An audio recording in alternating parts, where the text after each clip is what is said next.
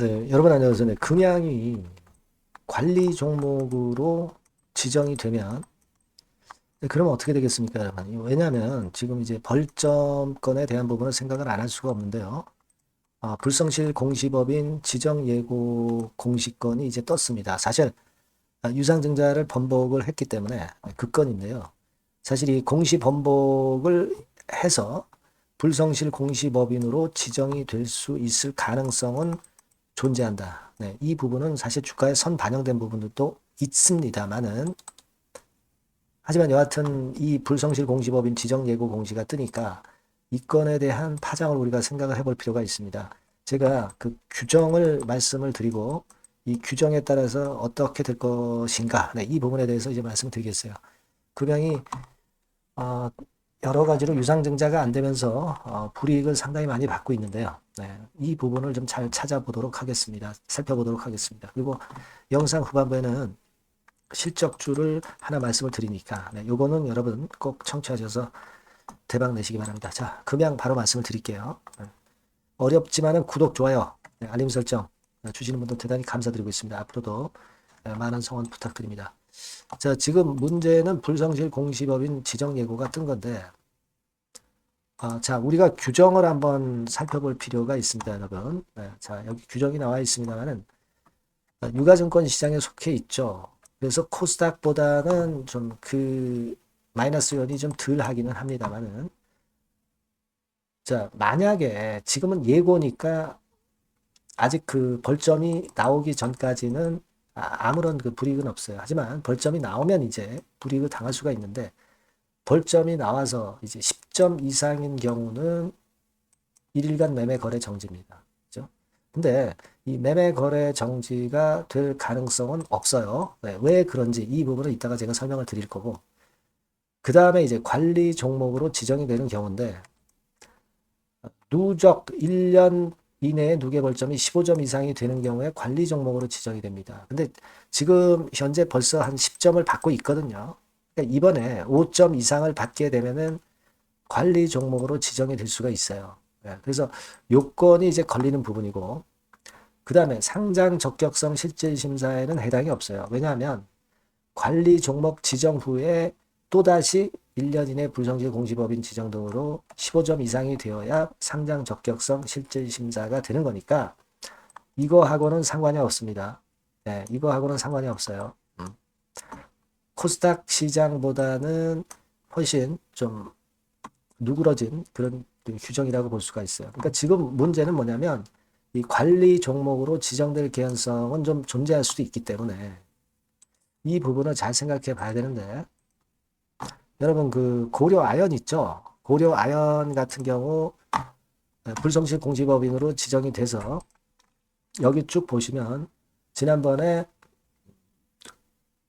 그 공시 번복 뭐 요건이 좀 있어가지고요. 7.5점 받고 뭐 그런 건이 있었던 그런 부분들을 우리가 생각해 볼 필요가 있습니다. 그죠? 네. 자, 여기 보면 고려아연의 유상증자 관련 공시 번복은 6.5점이었거든요. 그죠? 그러니까 이 고려아연 사태를 똑같이 적용을 한다면 6.5점을 받게 되면 기존의 10점에다가 해가지고 16.5점이 되기 때문에 15점 이상이 돼서 그렇게 되면은 관리 종목으로 지정이 될 가능성이 좀 있단 말이에요. 그죠? 그래서 자, 이 부분이 지금 현재는 좀 우리가 잘 봐야 될 그럴 부분 아니냐 싶습니다. 이 공시 번복과 관련한 벌점은요. 우리가 그 AI를 통해서 한번 알아보면 공시 번복에 대한 벌점. 네, 요거는 일반적으로 2.5점에서 9점 사이입니다. 이건 뭐 물론 AI의 견해이기 때문에 참고적으로만 보실 필요 있습니다. 하지만 고려 아연은 6.5점이고 실제로는 2.5점도 줄 수 있고 뭐 9점을 줄 수도 있고 뭐 그런 정도의 모습인데 자 지금은 역시 금융당국에서 어느 정도 벌점을 주는가를 좀 봐야 되겠죠. 봐야 될 것 같습니다. 자, 그 부분이 지금 현재 그 수요일 날 장 마감하고 이제 오후 6시쯤에서 이제 나왔거든요. 그러니까 시간의 단일가에서는 오후 6시쯤 나왔으니까 일단 그 영향을 시간의 단일가는 받지는 않았어요. 하지만 이것이 정규 시장에서는 영향을 좀 받을 가능성도 좀 존재하지 않나 이렇게 볼 수 있지 않나 싶어요. 네. 자, 그래서 이 부분을 우리가 좀 생각을 해봐야 될 것 같다 이런 말씀을 좀 드리고 싶고 참 어렵네요. 여러 가지로 어려운 상황인데 이 공시 내용을 좀 보면 자 여기 보면 이의를 신청할 수 있어요. 네, 2월 6일까지입니다. 그죠? 한번 이 일을 신청을 하나를 지켜볼 필요도 좀 있기는 합니다. 그죠? 네, 일단 이 건에 대한 부분이 일단 우리가 지금 현재는 좀 걸림돌로 좀 작용이 될 수 있는 그런 상황이라는 걸 말씀드리는 거고 근데요 여러분 만약에 관리 종목으로 지정이 되느냐 안 되느냐 이것이 기본적으로 중요한 건 아니에요. 왜냐하면 지금 금양이 자금을 어떻게 유치해 가지고 기업 자체가 살아나느냐 이게 중요한 거지. 관리 종목 지정됐다가도 관리 종목 기준을 일단 그 해소를 해서 다시 이제 관리 종목 지정이 안 돼 가지고 기업이 살아날 수 있는 거니까 이 관리 종목 지정이 됐다 그래 가지고 뭐 사망 선고를 받는 거 아닙니다. 중요한 거는 금양 자체의 기업이 살아나는 것이지 관리 종목으로 지정이 됐다 안 됐다가 중요한 건 아니라고 보여집니다.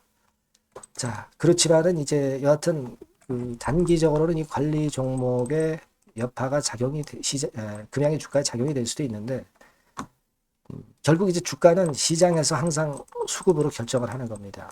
그러니까 오늘 이후 상황에서 전개되는 과정을 좀 보고 그리고 다시 재차 제가 말씀을 드리는 게 필요하지 않겠나 이렇게 좀 생각이 들고요. 자, 그 부분은 여러분들이 금양이라고 꼭 문자를 주세요. 문자 주신 분에게는 그 정보 지속적으로 제가 업데이트해서 말씀드리면서 이 정도의 도움은 좀 드릴게요. 네, 이 부분들 제가 여러분들을 도와드릴 수 있습니다. 이 참 혼자 매매가 참 힘들죠. 네, 같이 해서 베스트한 매매를 좀 했으면 좋겠다는 생각입니다. 네, 꼭 문자 주시고요. 문자 주신 분들에게는 제가 최선을 다해서 보필을 할 겁니다. 네, 그렇게 말씀드릴게요. 네. 자, 그리고 제가 실적주 말씀드린다고 그랬죠. 요거 지금 말씀드릴 테니까 말씀 잘 듣고 대박 내시기 바랍니다. 네, 실적주입니다. 이번에 기대가 크게 되는 실적주에 대해서 소개를 드리려고 해요. 자, 주가는 6,000원에서 한 12,000원 사이입니다. 여러분들이 공략하기 좋은 가격대죠. 섹터는 이제 너무 소형주도 아니고요. 너무 대형주도 아닌 중형주라고 보시면 됩니다. 그리고 시총은 3천억에서 7천억 정도 수준입니다. 네, 그런 종목이에요. 목표 가격은 100% 더블 가격을 목표로 하고 있고요. 투자 기간은 1 내지 2개월입니다. 자, 이 종목의 주봉 주가 차트를 먼저 한번 보실까요? 네. 자, 주봉 차트는 이렇게 현재 보실 수 있는 모양입니다.